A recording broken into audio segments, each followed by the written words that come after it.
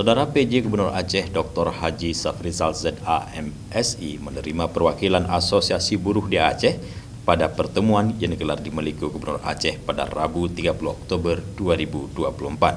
Dalam audiensi tersebut, para buruh menyampaikan sejumlah aspirasi dan masalah yang dihadapi di dunia kerja saat ini.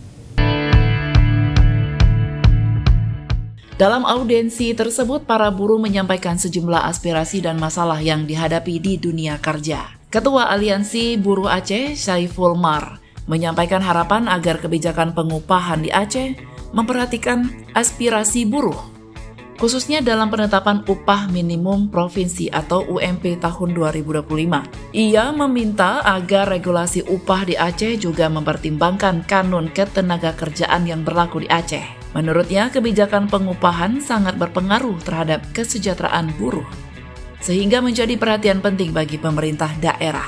Selain itu, Ketua Serikat Pekerja Perkebunan dan Kehutanan Masrin melaporkan bahwa 81 pekerja di PT BDA Subulu Salam mengalami pemutusan hubungan kerja atau PHK secara sepihak. Ia meminta bantuan PJ Gubernur untuk menangani masalah tersebut karena para pekerja yang di PHK belum menerima hak-haknya dan kini menganggur. Beberapa isu lain yang disampaikan mencakup keluhan terhadap Undang-Undang Cipta Kerja, perlindungan dan jaminan pekerja, serta pengawasan terhadap kebijakan perusahaan.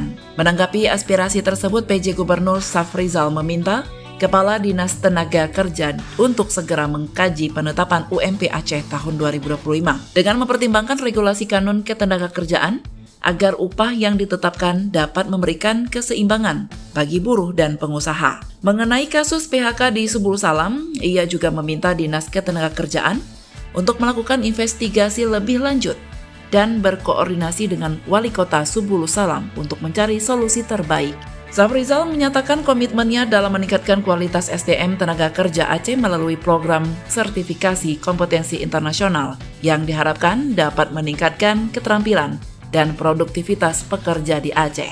Hadir dalam pertemuan tersebut berbagai asosiasi buruh, termasuk Aliansi Buruh Aceh, Federasi Serikat Pekerja Metal Indonesia, Konfederasi Serikat Pekerja Indonesia, dan beberapa asosiasi lainnya.